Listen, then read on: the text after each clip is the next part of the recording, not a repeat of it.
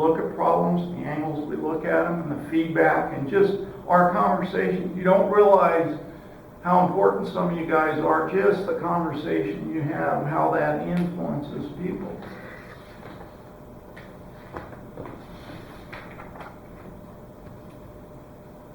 Mental training must occur on a systematic and regular basis.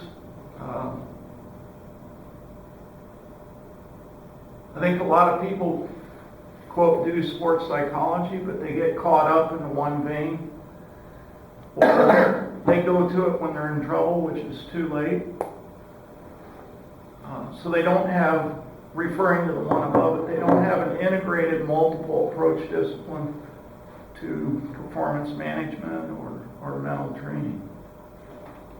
And I think for mental training to really work, everybody in the team has to be asking tough questions and having tough conversations.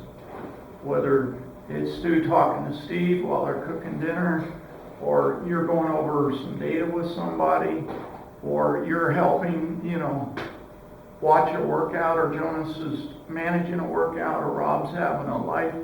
I think we have to know from these meetings where these people are falling short, and where their problems are. And I think mental training is not just sports psych. I think it's life training. How are you coping? We got 3 or 4 people on here with life management issues that are killing their training. And some of these people, quote, do a sports psych program, but it's not working because it's too narrow and it's not reinforced by everybody in the room. Sports science disciplines must be respected and explored. I think it's cool that we got who we have in the room, because I think we've got almost everybody represented. I think a lot of times in programs that I've worked in the past, it's been us versus them, or these guys, or I never get these guys, I don't have access to these guys. I think our group here, as we sit today, have pretty good access and people upon them. Constant detection analysis for athlete, coach for conformational bias. So this is something I watch a lot. A lot of times I don't say a lot, but I watch a lot. You guys interacting with people and whatnot, because I look for conformational biases. This bit me in the ass when I was a young coach.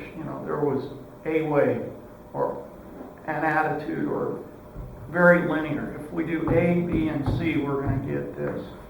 And conformational bias caused me a lot of havoc. And so I'm super aware of it, and I challenge it. I really dislike training gaps. You do breaks in training. So injuries drive me mad. Illnesses drive me mad. That's why I work harder when these guys are sick or injured, coming up with plan Bs and whatnot, and getting these people involved and having longer conversations and whatnot, because I got to keep that gap narrow. If the gap's narrow, you got a shot. But if that gap grows, couldn't even run. When she asked us to get involved, she was at ground zero. She was crying hours upon hours. She couldn't eat. She was destroyed. In 6 months, she qualifies for the Olympics and gets named to the team. All we did is close some gaps. Shiggy and her will tell you, they missed 3 major components that are KPIs. Because they just couldn't, there was no way to do it. We kept getting some offshoot injuries and problems here. There were 3 major things that were accepted by most marathoners as KPIs that she never even touched, but had the faith in this group to qualify. That's powerful. It makes you wonder about some of those KPIs. Energy management is critical and monitored endlessly, so that's because energy is priceless. In an Olympic year, it's everything, and once it's gone, it's gone. And once that battery is depleted, it's hard to restore. I believe one task should cover many components. So if you watch us in the weight room, we don't do 50 exercises. You know, we have a couple key components that are doing multiple things. Our applied metric schemes aren't as repetitive as block as some, because I'm trying to get a lot of things done with a task because of the energy management situation. A lot of these people have gaps in their training, and in 2 or 3 years, I can't fill in those gaps. So I have to come up with plans that cover the gaps as best we can, but keep things moving forward. So I have to have big ticket items that are covering a lot of things, because the battery is, I've only got a certain battery to work with. Like Greg, 3 years, he's got bigger batteries. Most of these people we've had a year, and the batteries we sit with today are probably all we're going to get, so we got to make use of what we have. Human body's an inverted pendulum. You know, I think it's kind of big on top and kind of thin down there, so when I look at movement, I always look at the body. I start out, it's an inverted pendulum. How's it getting off center? Kind of like a hammer thrower. You know, what is the elliptical cone during movement? That's why we do things in 3D, is looking how the pendulum moves in 3 dimensions. The head, pelvis, and feet are rudders of the ship. So if the head's out of position, kyphosis, cervical vertebrae, pelvis, anterior ilium, foot, talus drop, whatever, any of these things are off, we're dead. Now, are they going to be off to some degree? Yeah, but we can't miss the majors. And if these components of the architecture aren't right, or as right as we can get them, then we're going to pay a price. You know, some of these guys have chronic situations, but can we coax it into the safest position possible so that we can do X amount of work, X number of times before we have to revisit? Multiple muscle systems are a fact, and I believe you train chains. So, like a Goldie Sayers, a big end-range movement person, we tried to tighten up and enhance some short and medium chains last year, which we did. She couldn't feel the throw.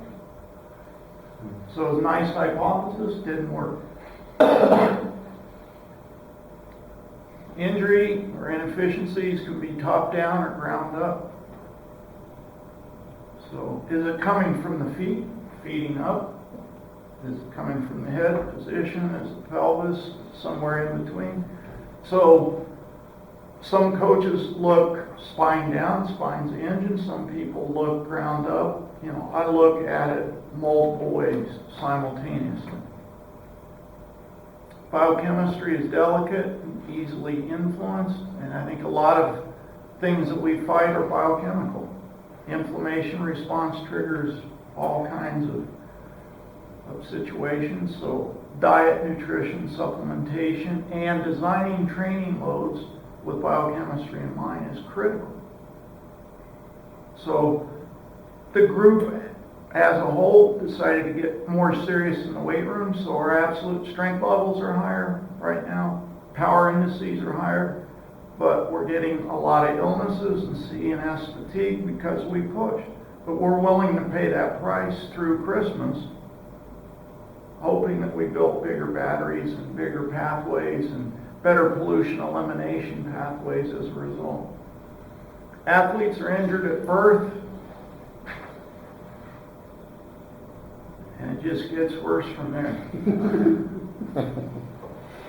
Now, when you come out of the birth canal, there's injuries. You ever seen a head on a baby? Cone head. Yeah. They start walking, they fall. They run into tables. You know, it just starts there and it goes on. So, truly every athlete is a compensation puzzle. Sometimes we can unwind some of these injuries to a certain degree, but there's muscle memory. Therapists will tell you they're working on certain muscles. People start crying, stuff stored.